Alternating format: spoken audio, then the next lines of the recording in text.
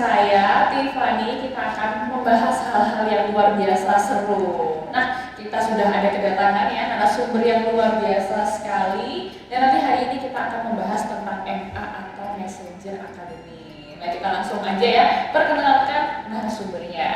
Oke, nama saya Kak Sylvia. Iya. Kak Sylvia. Iya. Nah, Kakak bergerak di bidang apa nih di Messenger Academy? Saya sebagai tim yang mengelola gitu, jadi yang sama-sama merintis dari awal, begitu. Oke, jadi Kak Sylvia adalah yang merintis Messenger Academy. Iya. Nah, sebelum masuk ke Messenger Academy nih ya, kesibukan Kak Sylvia selama ini apa aja sih? Kesibukan saya bergerak di anak-anak muda ya, ke anak kampus, kemudian ke anak SMA, dan juga saya bergerak di penggembalaan. Oh, begitu. Sudah berapa lama nih Kak Sylvia berada di dunia kayak penggembalaan, terus kemudian pelayanan Iya. anak muda? Saya mulai 2000, sebenarnya mulai bertobat sih. Jadi saya mulai bertobat itu tahun 2007, lama ya. 2007. Jadi sudah berapa tahun, Tiffany? Bisa dihitung? Saya kurang bagus dalam matematika ya. Oke, jadi sejak bertobat itu sih. Jadi bisa lebih dari 10 tahun ada ya. Lebih dari 10 tahun. Karena sejak bertobat sudah mulai punya hati, kemudian dari hal-hal itu saya langsung terjun ke anak-anak muda. Oke. Gitu. Dimulainya dari anak-anak kampus atau langsung ke anak-anak remaja? Anak kampus. Jadi karena bertobatnya di kampus, akhirnya saya punya beban untuk anak-anak muda gitu. Jadi sampai sekarang, bahkan kalau kita bicara soal Messenger Academy, ujung-ujungnya pasti anak muda, remaja, anak-anak gitu. Kalaupun ada orang tua ya plus-plus lah. Iya. Tapi pembahasan hari ini memang anak muda banget ya Kak Sylvia. Mulai dari nanti Kak Sylvia pelayanan dari anak muda, kemudian nanti mungkin ada hubungannya dengan Messenger Academy ya, kita juga nggak tahu ya. Nah, nggak ganggu ya ini ya Kak ya, lagi nggak sibuk ya? Oh tidak, tentu aja. Oke, kalau gitu kita langsung aja ya Kak Sylvia. Sebenarnya Kak Sylvia kan sudah menjadi ini ya perintis dalam Messenger Academy. Sebenarnya Messenger Academy itu apa sih Kak? Mungkin ada teman-teman yang belum tahu nih ya. Jadi kalau kita lihat katanya Messenger Academy. Nah, Tiffany mungkin bisa tebak apa sih itu? Tempat untuk membawa pesan. Oke, jadi memang dari katanya itu messenger. Jadi kalau messenger kan membawa pesan ya. Jadi akademi itu sendiri kayak tempat pelatihan atau sekolah lah.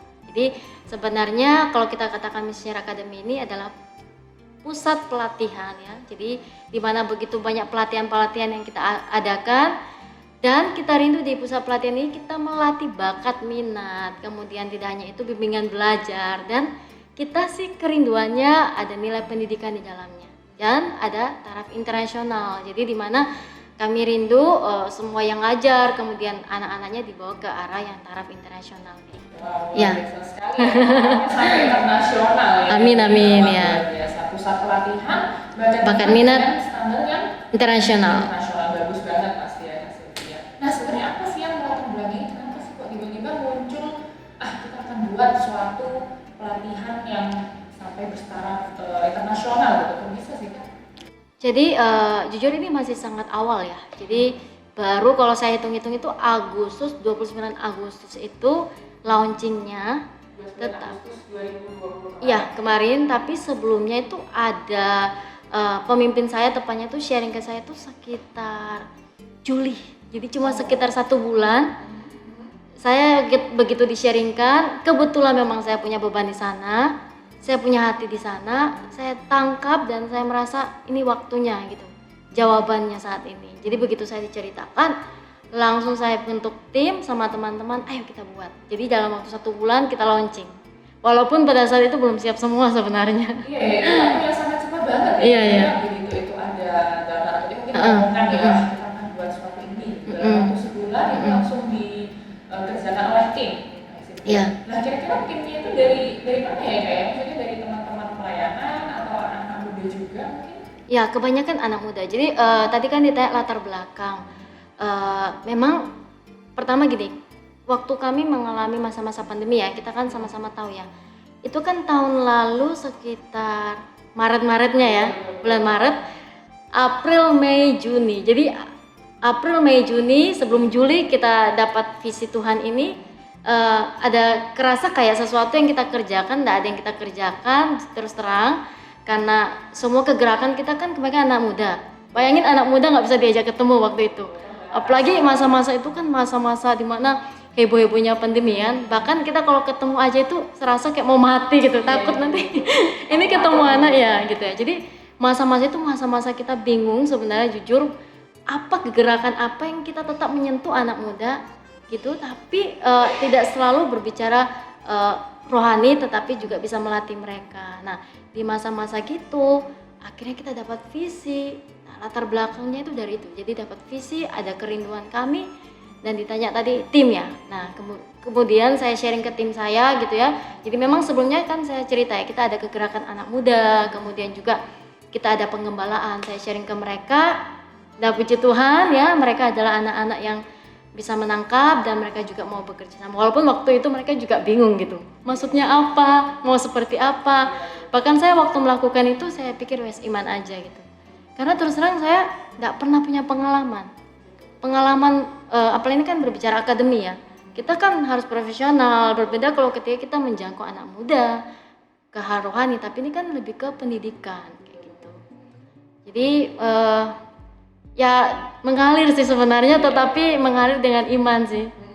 Jadi dalam waktu 3 bulan ya, artinya awal-awal pandemi, kemudian kan memang terbatas ya waktu itu Kak Sylvia, kita nggak bisa melakukan apapun ya, mesti di rumah aja.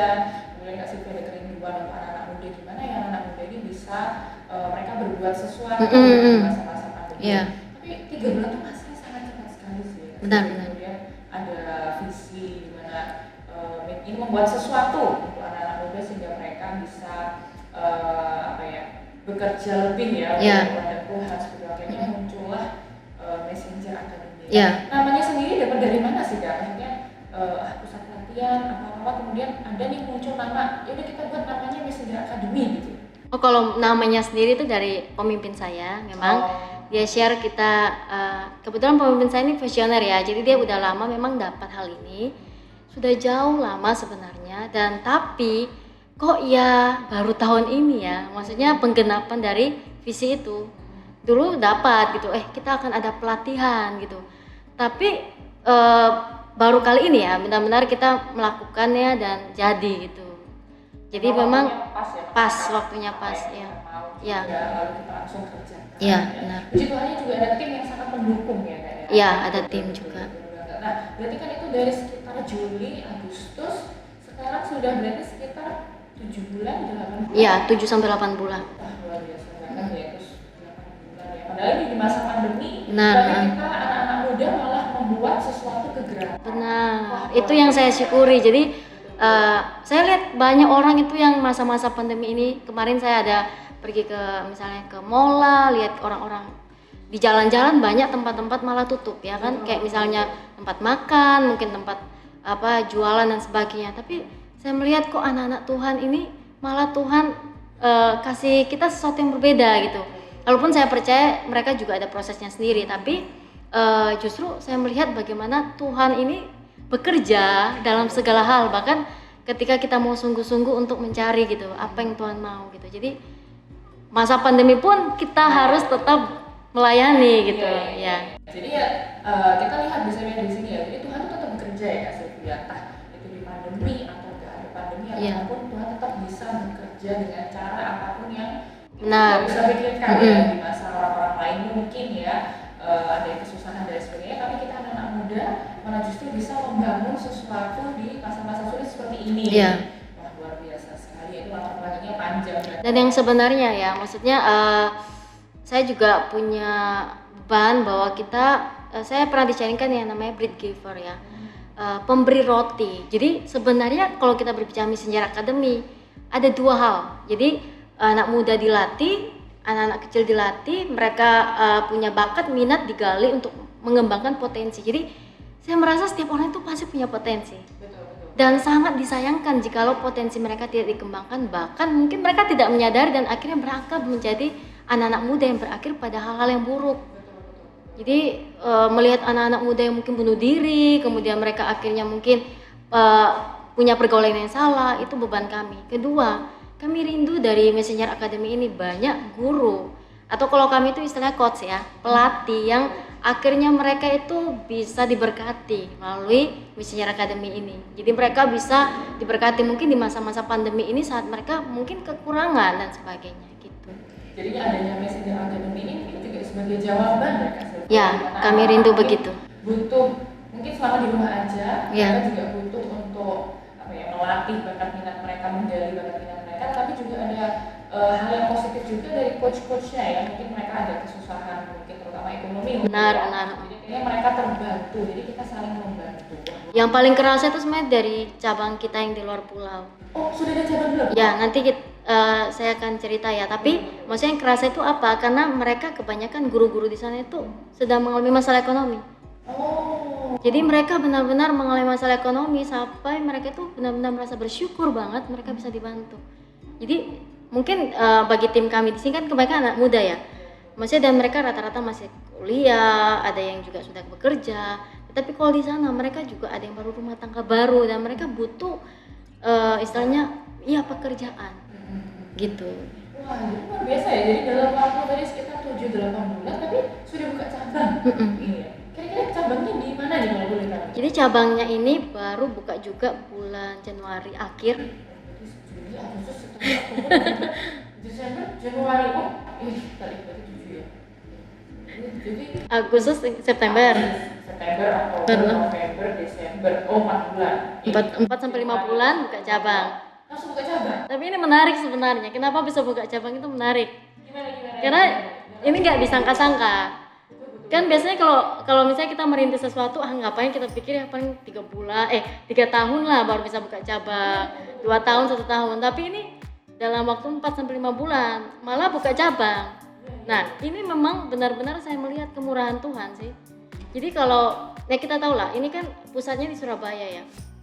Di mana-mana yang namanya kursus itu banyak, Tiffany. Jadi banyak banget. Bahkan mungkin kalau kita boleh katakan mungkin banyak yang jauh lebih profesional, yang lebih punya pengalaman. Ya kan tadi saya bilang kita baru merintis. Nah, untuk kita bisa menjadi salah satu semacam kursus yang benar-benar meyakinkan orang Surabaya itu enggak mudah loh. Bahkan awal mula kalau saya ceritakan enggak semulus ini. Begitu kita launching, ya kan, kita berharap banyak yang daftar. Tapi tahu nggak berapa yang daftar? 1.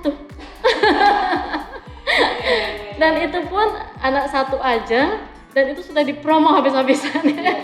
Jadi dari harga yang tinggi jadi langsung harga murah. Dan hanya anggapannya untuk bayar gurunya aja itu cukup gitu. Dan untuk MA sendiri paling dikit banget, belum dipotong hal-hal lain, misalnya biaya-biaya yang lain gitu. Jadi kalau dibilang Surabaya sendiri itu saya melihat begitu banyak ya. Saya nggak bilang persaingan ya, tetapi teman kita yang berlomba yang sama di dalam kursus. Dan saya lihat, mereka hebat-hebat. Secara mereka publikasi, mungkin mereka profesional banget gitu ya. Dan mereka orang-orang yang saya percaya punya pengalaman gitu. Nah, jadi jujur waktu awal mulai itu kaget, sekaligus semangat, tetapi sekaligus juga antara percaya nggak percaya. Karena begitu launching, saya deg-degan banget kan waktu launching itu, kita buatin acaranya tapi yang daftar 1. Saya bilang, Tuhan, yang daftar cuma 1. Sudah pakai promosi, bahkan kalau kita promosi iklan itu bayar mahal. Nggak nutup. Pokoknya nggak nutup. Ya, jadi kita sebenarnya pakai dana cadangan kita untuk promosi. Jadi emang itu benar-benar nggak ada dana sama sekali promosi. Tapi saya percaya Tuhan, bahkan saya jujur ya, saya pernah waktu launching itu cuma 1, saya berkata, Tuhan lanjut apa enggak ini? Sempat. Saya merasa Tuhan ini berapa lama ya, kayaknya masih lama untuk kita itu benar-benar bisa ada murid. Nah, tapi puji Tuhan ada yang menguatkan saya, dan ya sudah ya saya lakukan. Dan akhirnya baru di bulan kedua, bulan ketiga baru ada beberapa murid, dan itu pun dari saudara saya sendiri. Jadi keponakan dan sebagainya, tanpa saya sharing ke mereka, kemudian mereka akhirnya butuh dan sebagainya. Jadi nggak berapa saat kemudian, karena memang ini rencana Tuhan ya, baru mulai berdatangan murid-murid yang lain gitu. Jadi awalnya itu benar-benar saya rasa kayak bayangin ya, ini di Surabaya loh Tiffany, jadi kursus di mana-mana itu banyak gitu. Dan untuk kita bisa mendirikan sesuatu dan merintis sesuatu, ya mereka pasti bertanya-tanya dari mana, apa yang bisa mereka lihat dan sebagainya gitu sih.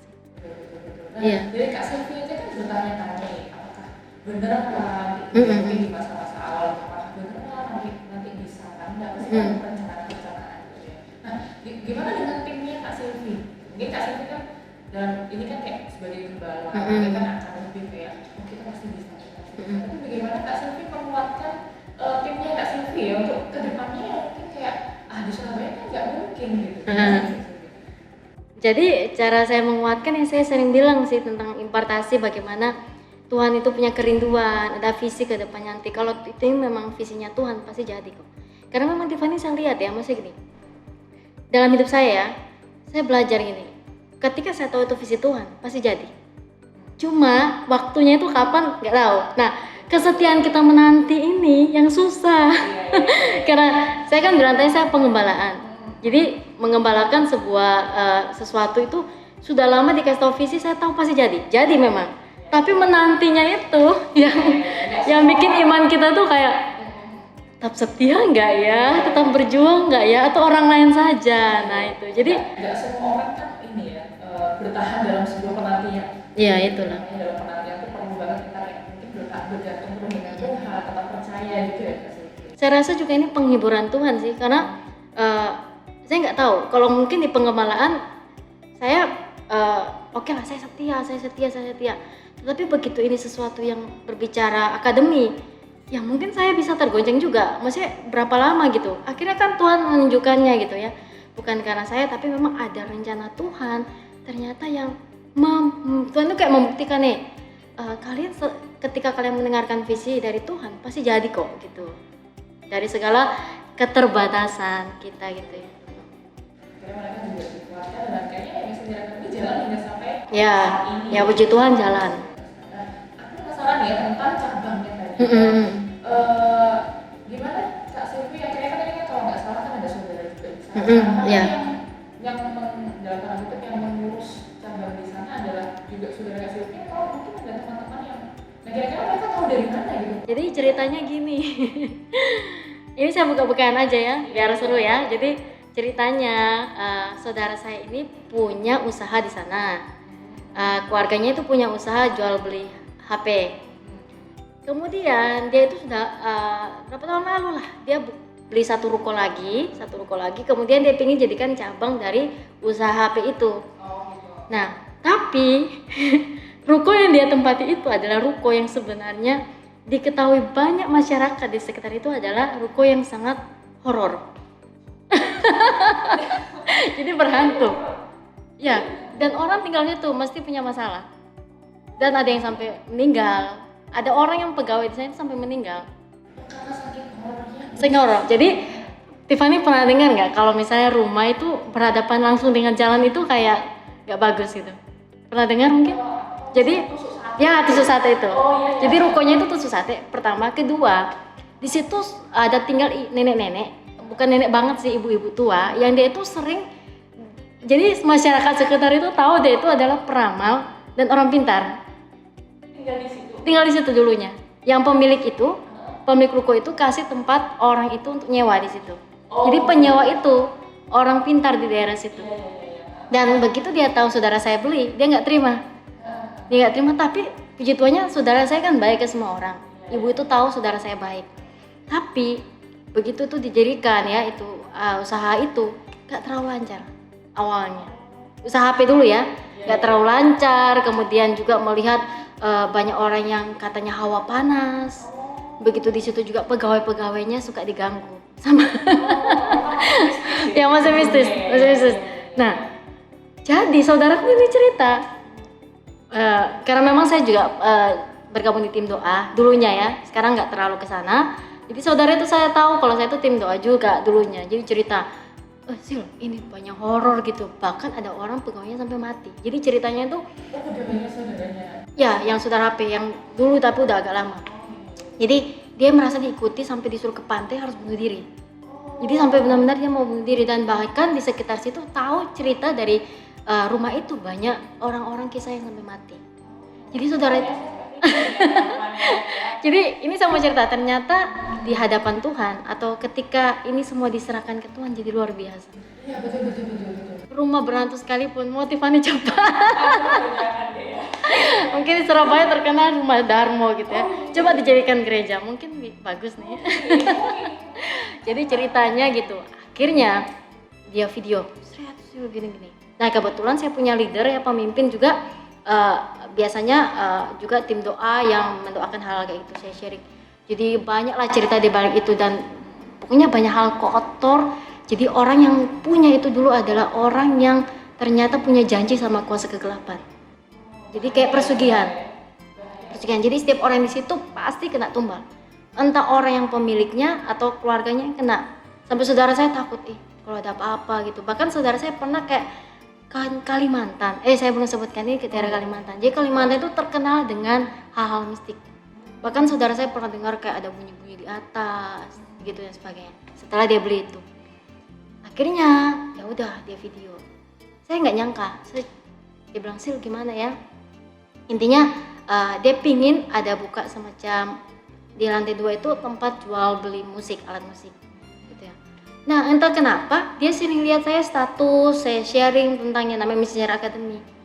Gak tau kenapa dia tergerak sendiri untuk bilang, kenapa nggak di lantai 2 itu dipakai untuk Messenger Academy? Dia bilang kayak gitu. Terus dia bilang gini, tapi bagaimana ya kalau horor nanti murid-muridnya lari semuanya. Dipertimbangkan ya? Iya lari semuanya. Gimana ya? Akhirnya ya sudah. Aku bilang, aku bilang gini sama dia. Kak C gitu ya, kalau ini adalah visi Tuhan, jangan takut setannya malah lari. Dan benar Tiffany, setan yang lari sekarang nggak ada sama sekali. Saya heran, makanya saya bilang gini, kekuatan dari kegerakan Tuhan atau visi Tuhan itu nggak akan ada satupun kuasa kegelapan yang berani. Dan sekarang ya saya mau cerita, malah banyak orang yang datang ke tempat itu jualan di dekat situ. Jadi abang-abang bakso, jadi di depan situ kan dulunya sepi, orang takut horor. Sekarang dari orang bakso suka di situ mangkal karena banyak murid kan. Jadi yang keluar cari makan gitu. Terus orang jual es krim, orang jual apa di sekitar itu malah berkerumun orang-orang untuk membuka usaha di sekitar situ. Gitu. Jadi ya itu sih saya lihat bagaimana unik sih. Dan akhirnya dia cerita, oke, mau. Kemudian saya sharing juga sama ini ya tim dan sebagainya. Oke, siap. Begitu aja berjalan dan waktu dibuka antusias orang-orang sana luar biasa loh. Gitu. Jadi mereka itu, bahkan saya pernah satu hari itu dikirimin begitu banyak orang yang mendaftar. Satu hari bisa 20, satu hari 30 gitu. Waktu masa-masa buka ya. Gitu. Jadi itu ya saya bilang apa yang jahat gitu ya, yang sesuatu yang horor ya malah jadi sesuatu yang luar biasa. Gitu. Nah kira-kira tadi kan ada banyak nih 20 sekitar. Nah, Ya. kalau di total sekarang muridnya ada berapa sih? Sudah lebih dari 100. Ya, mau 120 ada, 130 ada. Banyak.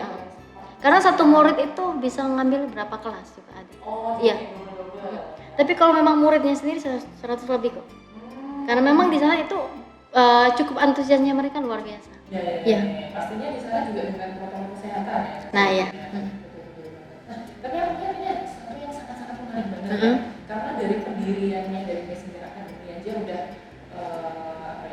mungkin terlihat tidak mungkin, tapi akhirnya itu terjadi. Suka katanya kan Kak Silvi tadi kayak visi Tuhan tuh masih terjadi. Tapi kita nggak tahu itu kapan waktunya. Kayak tadi kan kita akan buka pusat pelatihan dan sebagainya. Akhirnya dia ternyata waktunya sebentar dan akhirnya buka. Dengan hal yang tidak mungkin terjadi, kemudian ya itu karena rencana Tuhan walaupun pandemi juga itu terjadi. Kemudian saya lihat lagi kayak waktu ini tadi ruko tadi ya, rukonya tuh terlihat sama dan gak ada orang yang mau datang kayak gitu ya. Aku cuma merinding ya kan. Kalimantan loh, terkenal horor. juga terkenal serem, tapi kemudian ketika itu memang dipakai untuk kemuliaan Tuhan, segala sesuatunya menjadi hal yang luar biasa. Malah itu memberkati kalau aku lihat ya di masa pandemi seperti ini ya, nggak cuma mungkin yang coachnya yang di sana mengajar di sana, tapi mungkin abang-abang tukang bakso juga bersyukur ya. Itulah yang membuat saya tersentuh. Jadi gini ceritanya, saya bilang tadi kan kalau tim kami di Surabaya ini, mereka ada pekerjaan lain juga. Dan oke lah mereka nambah penghasilan, tetapi di sana banyak guru-guru di sana itu yang mereka sangat bersyukur. bahkan mereka itu bilang thanks gitu loh. Karena hal ini mereka itu bisa dapat penghasilan karena di sana cukup dikasih banyak. Karena kenapa? Banyak murid. jadi gaji mereka itu bisa sehari lebih dari gaji orang kerja di perusahaan loh. Maksudnya gaji UMR lah. Ya, karena memang banyak murid. Jadi mereka bersyukur banget gitu. Dan ya itu ya, dari mereka melihat mungkin mereka melihat bahwa ini sesuatu jawaban doa buat mereka. Bahkan awal mula ya, maksudnya awal mula Januari itu kemudian Februari kan masa-masa saya sharing sama cici saya kan. Yes, dia sharing, ini aku lagi mau transfer gaji nih, gini-gini ya, transfer ini. Bang, benar-benar ya, maksudnya mereka itu, bahkan ada satu yang saya tersentuh itu, satu anak yang dia itu baru lulus SMA, dia nggak ada kerjaan. Dia baru lulus SMA nggak ada kerjaan, dan orang tuanya itu hopeless banget. Papanya sakit stroke, terus saudaranya masih kecil-kecil, dia yang anak pertama. Sejak papanya stroke, papanya dulu nelayan.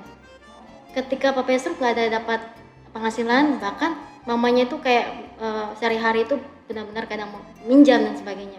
Dan satu anak ini akhirnya bisa jadi salah satu kayak apa ya? Sekarang kerja di situ, jadi kayak admin gitu loh. Dan akhirnya dia dapat gaji tetap dan dia akhirnya bisa punya pengharapan. Awalnya nggak ada pengharapan gitu, merasa kayak nggak mungkin lah, apalagi masa pandemi dan sebagainya. Itu yang membuat, oh ternyata bukan hanya kita latih anak-anak muda, tapi justru membawa dampak juga ke hal yang lain. Ya. Kita mungkin anak muda, mungkin ini kita nggak ngerti apa rencana Tuhan sebenarnya. Tapi ketika kita itu taat, ketika kita itu berusaha untuk melakukan yang terbaik, pasti ada sesuatu yang Tuhan kerjakan dan Tuhan dampaknya itu nggak cuma kita yang taat. Benar. Dampaknya itu sampai ke semuanya mungkin kita nggak. Karena gini Tiff, satu yang saya pelajari ya, satu ketaatan kita itu ternyata bisa menjadi jawaban bagi banyak orang. Kamu ingat Esther, dia taat. Ternyata itu satu bangsa itu mengalami kemurahan loh. Maksudnya dengan dia taat, akhirnya kan bangsa waktu itu, bangsa Israel, bangsa suku Yahuda itu waktu itu, Yahudi ya. Akhirnya mereka nggak jadi dibunuh karena ketaatan dia berdoa, dia mohon kepada raja. Jadi ada pelajaran bukan karena kuat hebat kita, tapi karena kita taat. Itu, ya. Ya, kemurahan Tuhan itu. Waduh, ceritanya banyak banget tuh kayak berdiri morong, berdirilah ya, terus ada bahkan sampai jabatnya di Kalimantan dengan ya. Tadi saya belum cerita ya, ada satu orang yang di sekitar situ bilang gini, kalau kamu mau di tempat ini, ruko itu bisa taruhan nyawa loh, orang yang pemiliknya itu. Saya cuma bilang, iya kejadian, gitu. Tapi memang rencana, aku juga percaya rencana Tuhan pasti yang terbaik. Iya. Dengan iblis pun mungkin nggak bisa menggagalkan. Benar. Kita kan nggak orang ngerti ya. Iya.